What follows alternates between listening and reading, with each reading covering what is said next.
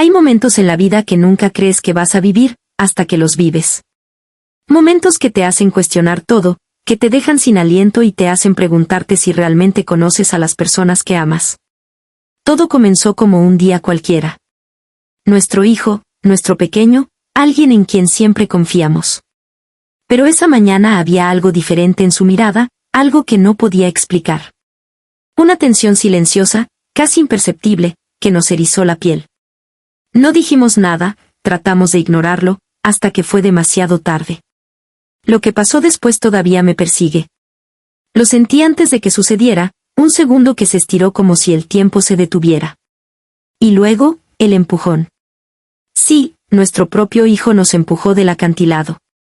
Y en medio del miedo más puro que he sentido en mi vida, mi esposo susurró algo que todavía retumba en mi cabeza: finge estar muerta. Ahora, sé lo que estás pensando, ¿cómo es posible? ¿Cómo puede un hijo hacer algo así? Créeme, yo también me hice esas preguntas mientras trataba de entender qué había pasado, que había provocado que nuestra vida cambiara en un instante. Y la verdad, es que lo que descubrimos después es algo que nadie espera. Así que si alguna vez te has preguntado qué harías en un momento donde todo tu mundo se rompe, o cómo sobrevivir a la traición más inesperada de la persona que más amas, quédate conmigo.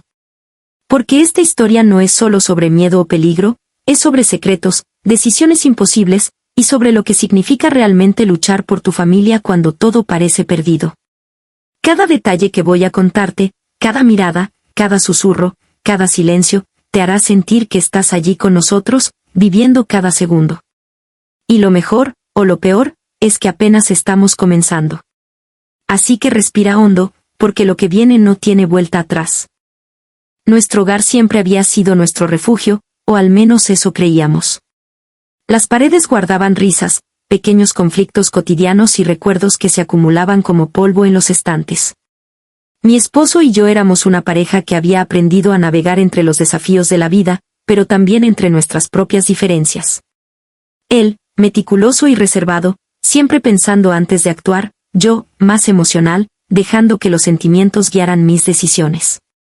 Esa combinación, que en otros tiempos nos había equilibrado, ahora parecía crear tensiones invisibles, pequeñas grietas que apenas percibíamos hasta que algo inesperado las hizo explotar. Nuestro hijo siempre fue distinto.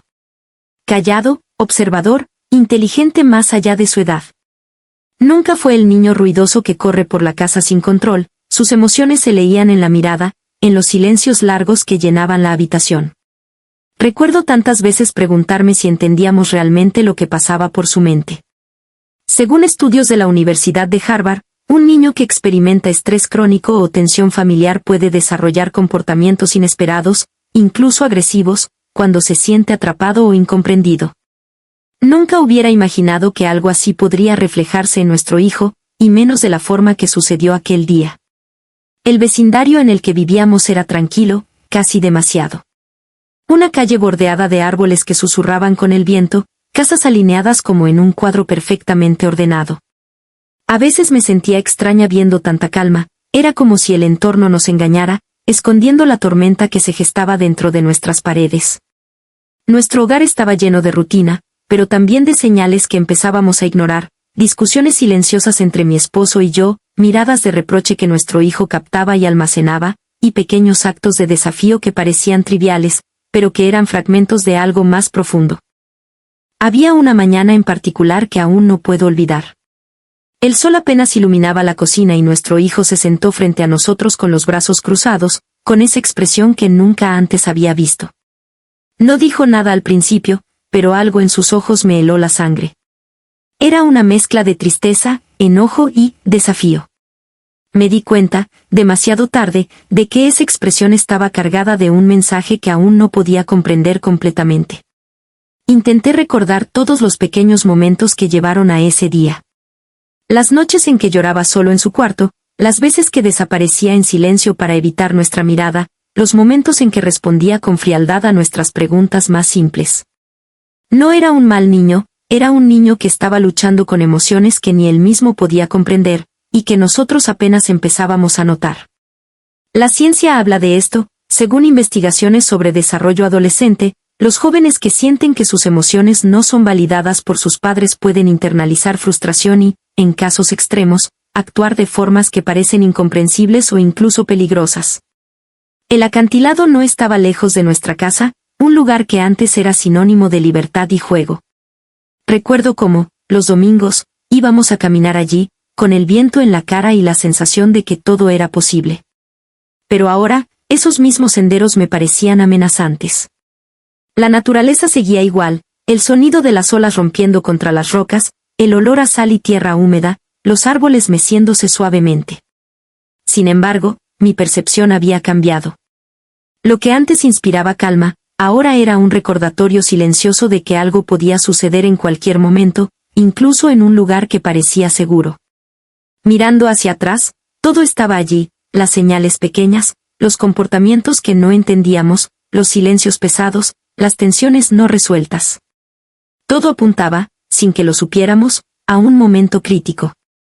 Y aunque jamás podría haber imaginado lo que estaba por venir, cada pieza del rompecabezas estaba colocándose lentamente, como si el destino se hubiera encargado de prepararnos para algo que cambiaría nuestras vidas para siempre. Esa semana empezó como cualquier otra. Nos levantábamos temprano, preparábamos el desayuno y escuchábamos el ruido de la calle mientras el sol entraba por la ventana de la cocina. Todo parecía normal, demasiado normal, quizás. Pero algo en la forma en que nos miraba nuestro hijo nos hacía encogernos por dentro, como si percibiéramos un peligro invisible que no podíamos nombrar. Al principio, eran pequeños gestos. Negarse a hablar durante horas, cerrar la puerta de su cuarto de golpe, ignorar nuestras preguntas. Yo intentaba restarle importancia, pensando que era parte de la adolescencia. Pero mi esposo comenzaba a inquietarse también, los silencios del niño se sentían cargados, como si estuviera midiendo cada palabra antes de decidir si hablarnos o no. La tensión crecía en nuestra casa, una presión invisible que apenas podíamos respirar. Recuerdo un día en particular. Estábamos en la mesa del desayuno, y le pedimos que ayudara con los platos. Él solo nos miró, sin decir nada, y luego salió del comedor sin tocar nada. Ese silencio, esa indiferencia, era un lenguaje en sí mismo. Según estudios en psicología infantil, los adolescentes que sienten que sus emociones o su autonomía son constantemente cuestionadas pueden empezar a mostrar conductas de desafío extremo, retraimiento o incluso resentimiento intenso. Nunca lo asocié directamente con lo que estaba por suceder, pero ahora cada gesto cobra sentido. Luego vinieron los pequeños estallidos, objetos lanzados, puertas golpeadas, miradas que parecían atravesarnos. No eran accidentes ni pataletas típicas, había una carga detrás de cada acción. Los expertos llaman a esto agresión reactiva, una reacción al estrés o frustración donde el adolescente siente que su mundo está fuera de control y responde de manera intensa, a veces de forma física. Cada vez que pasaba algo así, mi corazón se encogía, pero tratábamos de racionalizarlo, pensando que se calmaría, aunque la calma nunca duraba mucho. Incluso los momentos que antes eran normales empezaron a sentirse extraños. Una caminata al acantilado, algo que siempre había sido nuestro escape, ahora estaba cargada de silencios incómodos. Mi esposo y yo intercambiábamos miradas, preguntándonos si estábamos imaginando cosas o si realmente había algo peligroso en la forma en que nuestro hijo nos observaba. Cada vez que bajaba la mirada, apretaba los puños o fruncía el ceño, sentíamos un escalofrío que recorría nuestra espalda. Algunas noches, mientras él dormía, repasaba los días en mi mente. Recordaba los comentarios sutiles que nos lanzaba, las veces que parecía disfrutar provocarnos, la forma en que nuestros intentos de diálogo eran rechazados sin razón aparente. Según investigaciones sobre adolescencia y comportamiento familiar, los jóvenes que sienten que sus emociones no son comprendidas o valoradas pueden internalizar frustración, desarrollando patrones de comportamiento que los padres muchas veces interpretan como desobediencia o rebeldía. Pero no todo eran comportamientos extremos. Había también señales más sutiles, un suspiro largo, una sonrisa que no alcanzaba los ojos, la manera en que caminaba cerca de nosotros sin tocarnos, como midiendo nuestra reacción.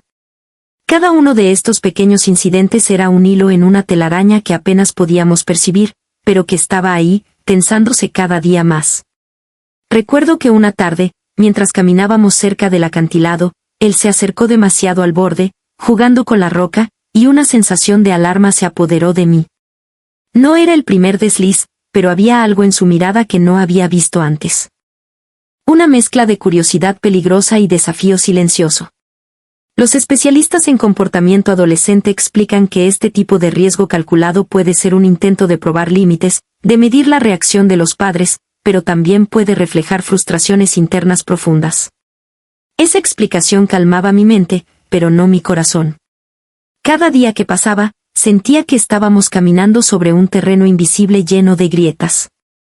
Las conversaciones se hacían tensas, los pequeños desacuerdos escalaban con rapidez. Una pregunta inocente podía desencadenar una mirada gélida, un gesto amable podía ser rechazado con indiferencia. La incertidumbre era constante, no sabíamos qué pensamiento o emoción estaba detrás de cada acción, y eso hacía que cada momento con él se sintiera frágil, como si cualquier chispa pudiera desencadenar algo que no podríamos controlar. Mientras todo esto sucedía, mi esposo y yo tratábamos de mantener la normalidad. Hacíamos lo que podíamos para conectar, para mostrarle que lo amábamos, que estábamos ahí, pero la tensión persistía. Según estudios sobre familias en crisis, los padres que intentan restablecer el vínculo en situaciones de desobediencia extrema pueden sentir agotamiento emocional, ansiedad e incluso miedo anticipatorio, un estado que nosotros conocimos demasiado bien.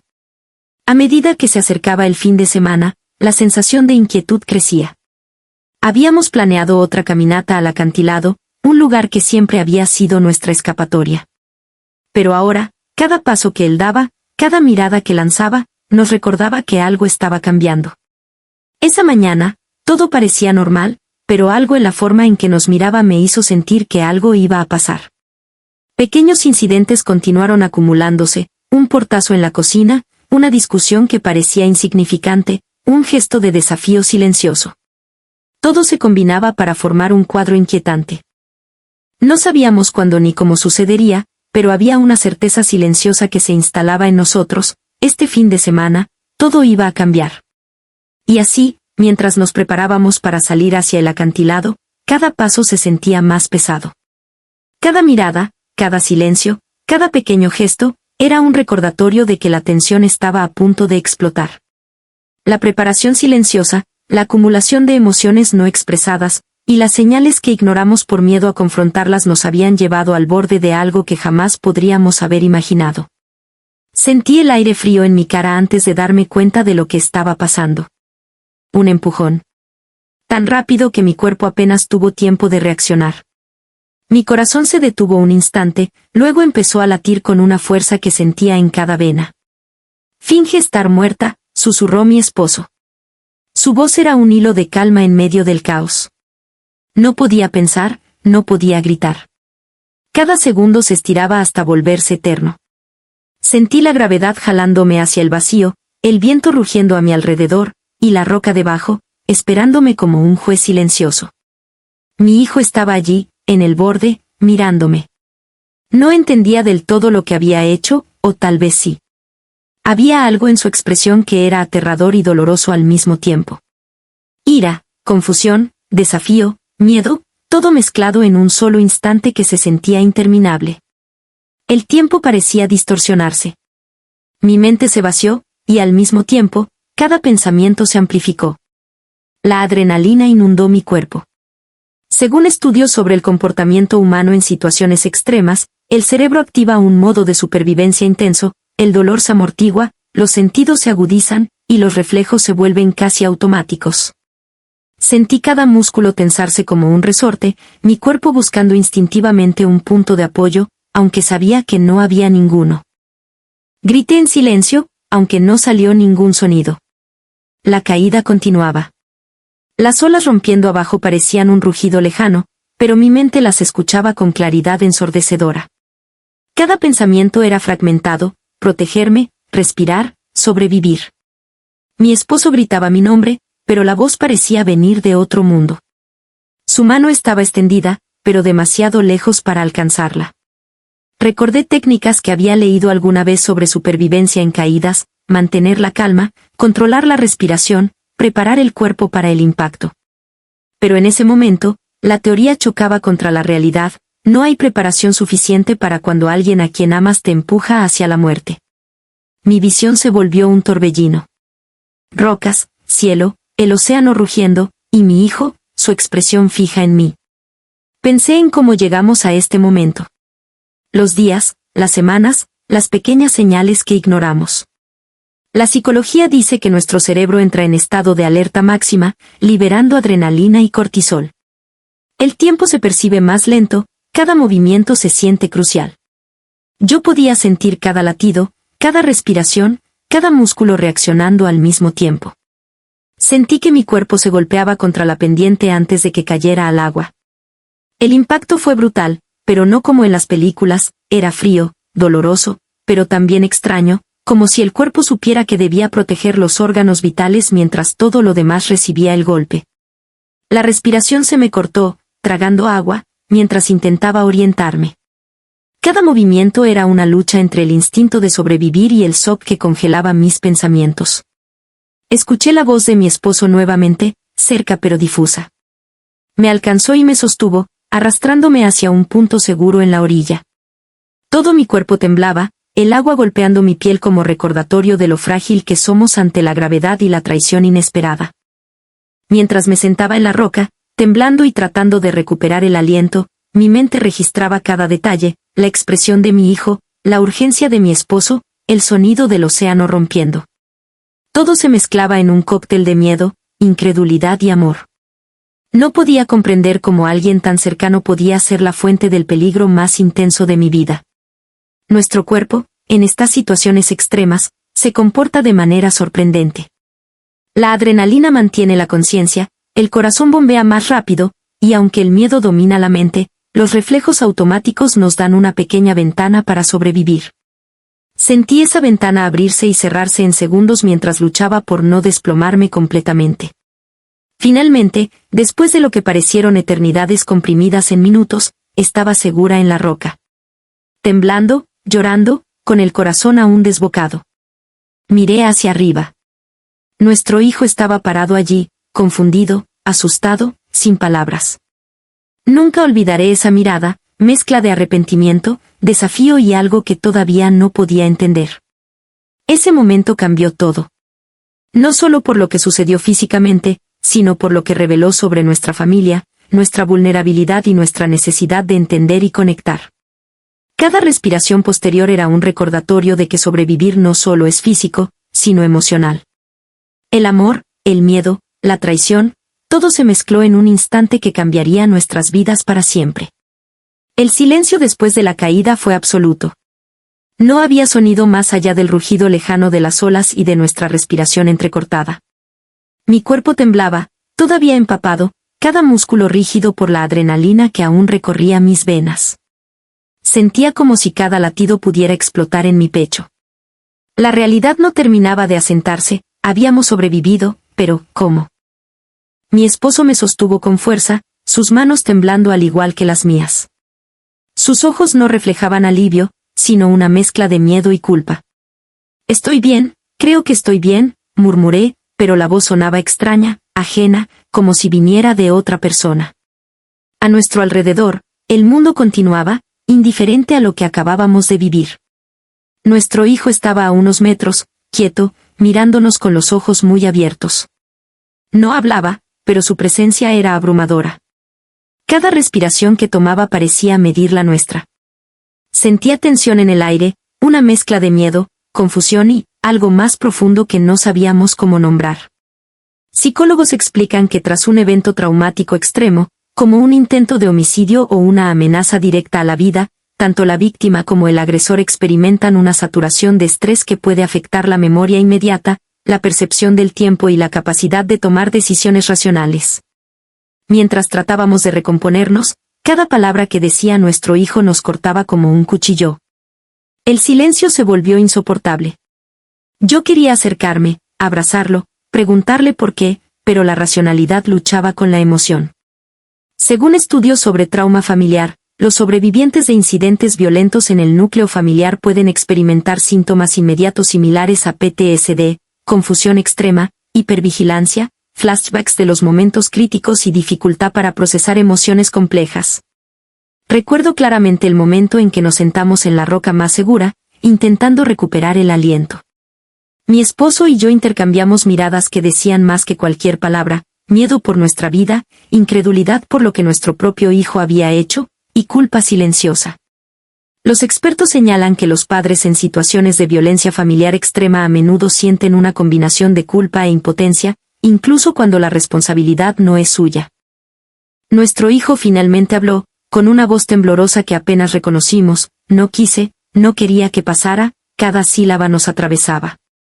Podíamos ver el conflicto interno reflejado en su rostro: miedo, remordimiento, y una mezcla de rabia que todavía no comprendíamos completamente. Este tipo de tensión, que los psicólogos llaman disonancia cognitiva extrema, ocurre cuando alguien realiza un acto que contradice su autopercepción o los lazos emocionales que mantiene con otros. Mientras tratábamos de levantarnos y volver a casa, el mundo parecía extraño, distorsionado. Todo estaba intacto, pero nada se sentía igual. La adrenalina todavía corría por nuestros cuerpos, manteniéndonos en un estado de alerta extrema. Según estudios de neurociencia, en momentos de trauma intenso, el cerebro codifica los recuerdos de manera fragmentada, los detalles sensoriales se almacenan vívidos, pero la narrativa completa se percibe confusa y a veces incoherente. Por eso, aún hoy, puedo recordar cada mirada, cada sonido, cada sensación, pero no el orden exacto de cada segundo. Al llegar a casa, la rutina de siempre no existía más. Cada objeto, cada pared, parecía testigo silencioso de lo que había pasado. Intentamos hablar, pero las palabras eran torpes, lentas, como si el lenguaje hubiera perdido su significado frente a la magnitud de la experiencia. Cada frase que nuestro hijo pronunciaba nos dejaba un nudo en la garganta. Había amor, pero también miedo; había miedo, pero también necesidad de entender. Incluso los momentos más pequeños eran intensos: un silencio demasiado largo, un gesto mínimo, una mirada desviada. Todo se sentía amplificado, como si el mundo entero estuviera sosteniendo la respiración con nosotros. Psicólogos explican que esta hipervigilancia es común después de un trauma agudo: los sentidos se agudizan, el corazón late más rápido, y cada estímulo aparentemente trivial se percibe como potencial amenaza. Esa noche, cuando finalmente nos sentamos a descansar, las emociones no nos dejaban. Mi esposo y yo llorábamos en silencio, mientras nuestro hijo permanecía a nuestro lado, luchando con sus propias emociones. La mezcla de alivio, miedo, culpa y confusión nos mantenía despiertos. Y en ese silencio compartido, comprendimos algo: habíamos sobrevivido físicamente, pero emocionalmente estábamos apenas empezando a procesar lo que había sucedido. Al día siguiente, la rutina había desaparecido por completo. Las paredes de nuestra casa parecían más altas, más silenciosas, y cada sonido mínimo nos recordaba lo que había pasado. Llamamos a la policía, no porque esperáramos un castigo inmediato, sino para entender qué pasos debíamos seguir. Cuando los oficiales llegaron, había una mezcla de profesionalismo y cautela en su mirada. Uno de ellos nos explicó con voz calmada: este tipo de incidentes, aunque raros, son más comunes de lo que muchos creen. Según datos recientes, alrededor del 7% de adolescentes en situaciones de conflicto familiar extremo pueden llegar a comportamientos agresivos significativos. Escuchar cifras no nos consolaba, pero nos daba una especie de marco, un contexto que nos permitía no sentirnos completamente perdidos. La policía hizo preguntas, tomando notas mientras nuestro hijo permanecía a cierta distancia, evitando nuestro contacto visual. Cada respuesta que dábamos estaba cargada de culpa, miedo y confusión. No pasó mucho tiempo antes de que una psicóloga familiar se uniera a nosotros. La primera sesión fue tensa, las palabras parecían torpes, incapaces de expresar la complejidad de lo que sentíamos. Nos dijo algo que nos marcó. Muchos padres que atraviesan este tipo de trauma sienten culpa intensa, incluso cuando no es su responsabilidad directa. No es raro que se cuestionen cada decisión tomada, cada mirada, cada palabra que dijeron o dejaron de decir. Mi esposo y yo intercambiamos miradas silenciosas, reconociendo esa culpa compartida. Cada uno tenía su propia tormenta interna. Él se reprochaba por no haber notado antes los signos, por no actuar de manera diferente; yo me reprochaba por subestimar la intensidad de su silencio y sus gestos. Aprendimos rápidamente que en estas situaciones, el sentimiento de responsabilidad se mezcla con la confusión emocional, creando un estado constante de ansiedad y alerta. nuestro hijo estaba allí, escuchando, pero a su manera. A veces hablaba, otras permanecía en silencio, sus ojos reflejaban miedo, arrepentimiento y un desafío que todavía no podíamos comprender completamente. La psicóloga explicó que los adolescentes en estas circunstancias experimentan disonancia cognitiva intensa, saben que hicieron daño a alguien que aman, pero sus emociones y frustraciones internas no siempre encuentran forma de expresarse de manera segura. Mientras pasaban los días, también recibimos visitas de familiares y amigos cercanos. Sus intentos de consuelo eran bien intencionados, pero a veces las palabras incorrectas amplificaban nuestra culpa y tristeza. ¿Cómo pudo pasar esto?, nos preguntaban. ¿Qué hicieron mal? Era como si todos buscaran un culpable, y nosotros estábamos atrapados entre el miedo por nuestro hijo y la necesidad de comprenderlo. Aprendimos que este tipo de crisis familiar no solo afecta a la víctima inmediata, sino a toda la red de apoyo. Estudios en trauma familiar muestran que los conflictos graves en adolescentes pueden desencadenar estrés postraumático en los padres y en los hermanos, afectando la dinámica familiar por años si no se interviene con apoyo profesional y estrategias de recuperación. Durante una sesión de terapia, la psicóloga nos sugirió una técnica que empezamos a usar: hablar de lo ocurrido sin juicios, describiendo emociones y hechos por separado. Me acuerdo de un momento en particular. Cuéntame cómo te sentiste cuando sucedió, me dijo. Y luego, sin culpar, permite que tu hijo responda. Lo intentamos. Mi esposo empezó a hablar, con la voz quebrada: sentí miedo, miedo de perderte a ti, miedo de perderlo a él. Yo sollozaba mientras decía lo mismo, y nuestro hijo nos miraba, lentamente empezando a comprender la magnitud de nuestras emociones. En paralelo, aprendimos métodos de recuperación que los expertos recomiendan: terapia familiar regular, establecer límites claros sin perder la empatía, y espacios para que cada miembro exprese emociones sin temor. Según la Sociedad Americana de Psicología, los adolescentes que participan en procesos de reconciliación guiados por profesionales tienen mayores probabilidades de reconstruir vínculos y reducir conductas agresivas futuras. Sin embargo, la reconstrucción no era lineal. Había días en los que los viejos patrones de tensión regresaban: un silencio prolongado, una mirada desafiante, una explosión menor que nos recordaba que la herida estaba lejos de cerrarse. Lo que aprendimos fue que el proceso requiere paciencia, consistencia y una aceptación silenciosa de que el camino hacia la recuperación es largo y lleno de altibajos. Poco a poco, los diálogos comenzaron a fluir más naturalmente. Aprendimos a separar las acciones de las intenciones, a entender que el miedo y la frustración de nuestro hijo eran su manera de gritar por ayuda. La culpa disminuyó un poco, reemplazada por la determinación de reconstruir nuestra familia, paso a paso, con el apoyo de expertos y la conciencia de que sobrevivir al incidente no era el final, era el inicio de un proceso profundo de sanación. Con el tiempo, entendimos que la herida más profunda no era física, sino la confianza rota. Cada día era un recordatorio de lo que había pasado, pero también una oportunidad para reconstruirnos, para aprender a vivir con el miedo, la culpa y la esperanza al mismo tiempo. Las primeras semanas fueron las más difíciles. Cada palabra, cada gesto de nuestro hijo nos recordaba el pasado. Pero también empezamos a notar cambios sutiles, momentos en que nos buscaba con la mirada, intentos tímidos de contacto, pequeñas señales de arrepentimiento y ganas de reconectar. La psicóloga nos explicó que este tipo de avances, aunque lentos, son comunes en la recuperación familiar. El primer paso es reconocer la emoción sin juzgar, y permitir que cada miembro exprese lo que siente sin temor. Empezamos la terapia familiar regularmente. Cada sesión era un espejo de nuestras emociones más profundas. Aprendimos a escuchar primero, a no reaccionar impulsivamente, y a reconocer los sentimientos de nuestro hijo sin perder nuestra propia voz. Según estudios sobre resiliencia familiar, establecer rutinas de comunicación segura, expresar emociones y validar los sentimientos de todos los miembros reduce significativamente la probabilidad de conflictos extremos en el futuro. También trabajamos en estrategias individuales. Mi esposo practicaba mindfulness para calmar la ansiedad constante, mientras yo escribía en un diario cada pensamiento, cada miedo, cada pequeño logro. La escritura terapéutica ha demostrado científicamente ayudar a procesar eventos traumáticos, reduciendo síntomas de ansiedad y mejorando la claridad emocional. Nuestro hijo, con la guía de su terapeuta, empezó a reconocer sus emociones, nombrar su frustración y entender cómo sus acciones afectaban a quienes amaba. Aprendimos, con dolor y paciencia, que la reconstrucción de la confianza no ocurre de la noche a la mañana. Cada paso positivo requería refuerzo, un abrazo sin expectativas, una conversación sin interrupciones, un momento de silencio compartido.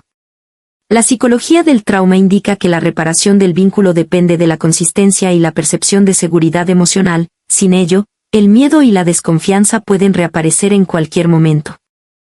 Con el tiempo, también surgieron oportunidades para el perdón. No fue fácil.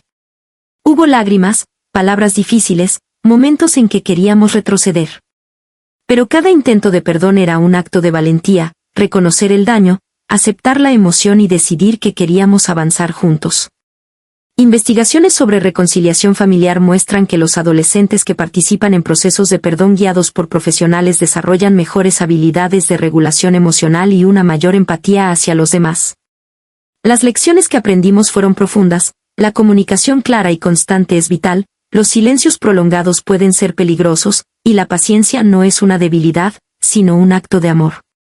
Comprendimos también que la resiliencia no significa olvidar, sino aprender a vivir con la memoria del trauma y transformarla en fuerza.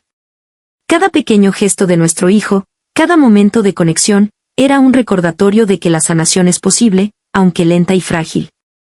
Hoy, cuando miro hacia atrás, veo una familia que ha sobrevivido a lo impensable. No hemos olvidado, pero hemos aprendido a reconstruir nuestro vínculo con respeto, amor y límites claros. Aprendimos que el trauma no define a nuestra familia, sino nuestra capacidad de adaptarnos, de aprender y de amar incluso en circunstancias extremas. Y aunque algunas heridas seguirán ahí para siempre, también descubrimos algo esencial: la vida, la confianza y la conexión se pueden reconstruir. Pacientemente. Con esfuerzo. Con amor. Y en ese proceso, encontramos no solo supervivencia, sino crecimiento, comprensión y esperanza. Dime, si tu hijo hiciera algo que nunca podrías imaginar, algo que cambiara tu mundo en un instante, ¿podrías perdonarlo? ¿Cómo reconstruirías la confianza? No estoy pidiendo respuestas perfectas, ni soluciones inmediatas. Solo quiero que pienses en ello, en tu propia familia, en los vínculos que has construido. En los silencios que a veces llenan la casa y los gestos que hablan más que las palabras. A veces, la vida nos pone frente a decisiones imposibles, y lo único que podemos hacer es aprender a caminar con el miedo, con el dolor, y aún así intentar abrir el corazón de nuevo. ¿Qué harías tú si tu hijo te empujara al límite? ¿Podrías encontrar un camino hacia la comprensión y la reconciliación? Si tienes una historia parecida, o incluso solo un momento en que la confianza se rompió y tuviste que reconstruirla, compártelo, si quieres. Me encantaría que esta conversación no quede solo entre nosotros, sino que llegue a quienes también están luchando con el amor, el miedo y la esperanza. Porque al final, todas las familias enfrentan desafíos que parecen imposibles. Lo que importa no es solo sobrevivir a ellos, sino aprender, crecer y mantenernos conectados a pesar de todo. Así que respira hondo, piensa en lo que significa confiar, en lo que significa perdonar, y en lo que significa amar incluso cuando todo parece perdido. Y si quieres, déjame tu experiencia en los comentarios, sin miedo, sin juicio, solo como un espacio para compartir y reflexionar juntos. Porque historias como esta nos recuerdan que, aunque la vida pueda ser devastadora, siempre hay un hilo de esperanza, y siempre hay posibilidad de reconstrucción. Gracias por acompañarme hoy, de verdad. Hemos recorrido juntos un camino difícil, lleno de miedo, confusión y momentos que jamás imaginamos vivir. Pero también hemos visto algo hermoso, la capacidad de amar, de aprender, de reconstruir, incluso cuando todo parece roto. La vida nos pone pruebas que parecen imposibles, y algunas nos dejan cicatrices profundas. Pero en esas cicatrices también hay fuerza, y en las historias más dolorosas, a veces encontramos esperanza y resiliencia. Hoy, nuestra historia no termina en el miedo, sino en la oportunidad de crecer, de perdonar, y de seguir adelante. Recuerda, no importa cuán profundo sea el dolor, siempre hay un camino para sanar, a tu ritmo, con tus tiempos y con tu manera de amar. Y aunque algunas heridas permanezcan, podemos aprender a vivir con ellas y encontrar momentos de paz y conexión que nos recuerdan que seguimos aquí, que seguimos vivos y que seguimos juntos. Gracias por escucharme, por estar presente en esta historia, y por abrir tu corazón a reflexionar conmigo. Te mando un abrazo donde sea que estés, y recuerda que la fuerza y la esperanza siempre se encuentran, incluso en los lugares más inesperados. Mientras recordaba los días antes del accidente, no podía dejar de pensar en los pequeños gestos de nuestro hijo, esos silencios largos y miradas cargadas de algo que no entendíamos. Nunca hubiera imaginado que estas señales podrían tener un trasfondo científico. Según estudios de la Universidad de Harvard, los adolescentes que sienten que sus emociones son ignoradas o malinterpretadas pueden desarrollar comportamientos agresivos inesperados bajo estrés. Era aterrador pensar que esto podía reflejarse en nuestro propio hijo. Cuando caminábamos hacia el acantilado, la tensión era palpable. Mi cuerpo estaba alertado sin que yo siquiera lo ordenara. La adrenalina recorría mis venas, los músculos se tensaban automáticamente y cada reflejo se agudizaba. Los expertos llaman a esto la respuesta de lucha o huida, un mecanismo que nos prepara para reaccionar ante un peligro inmediato. Sin entenderlo plenamente en ese momento, este instinto fue lo que nos permitió mantener la conciencia mientras todo se desmoronaba a nuestro alrededor. Después de la caída, mientras intentábamos recomponernos, cada pensamiento estaba fragmentado, y por momentos no podía distinguir qué había pasado primero. La neurociencia explica que durante eventos traumáticos, nuestro cerebro almacena los recuerdos de forma fragmentada. Los detalles sensoriales quedan vívidos, como el rugido de las olas y el frío del agua, pero organizar la secuencia completa se vuelve difícil. Por eso algunas escenas se sienten confusas incluso después de sobrevivir. En los días que siguieron, la ansiedad y el miedo nos acompañaban constantemente. La Asociación Americana de Psicología señala que los padres que atraviesan situaciones de violencia familiar pueden experimentar síntomas similares a PTSD, hipervigilancia, recuerdos intrusivos y dificultad para procesar emociones complejas. Cada mirada de nuestro hijo podía disparar recuerdos de la caída, y nuestro cuerpo respondía automáticamente, como si el peligro todavía estuviera presente. Mientras iniciábamos terapia familiar, descubrimos que los avances eran lentos, pero significativos. Los estudios sobre resiliencia familiar muestran que expresar emociones, validar sentimientos y establecer límites claros fortalece los lazos familiares y reduce la probabilidad de conflictos extremos en el futuro. Aprendimos que no se trataba de borrar lo que había pasado, sino de reconocerlo, comprenderlo y reconstruir la confianza con paciencia y amor. Incluso los pequeños logros, como un abrazo sincero o una conversación sin reproches, tenían un impacto enorme. La investigación en psicología del trauma indica que la consistencia y la seguridad emocional son claves. El cerebro empieza a asociar a los demás no con peligro, sino con apoyo y protección. Cada gesto de nuestro hijo en esta dirección nos recordaba que la sanación, aunque lenta, era posible. A lo largo de todo este proceso, entendimos que la ciencia y la experiencia humana se entrelazan. Saber cómo funcionan la adrenalina, la memoria traumática y la resiliencia no disminuye el miedo ni la culpa, pero nos ayuda a entendernos mejor, a manejar las emociones y a encontrar caminos hacia la recuperación. Cada insight se convirtió en una herramienta silenciosa, que nos ayudaba a navegar la tormenta y reconstruir nuestro hogar y nuestra relación con nuestro hijo.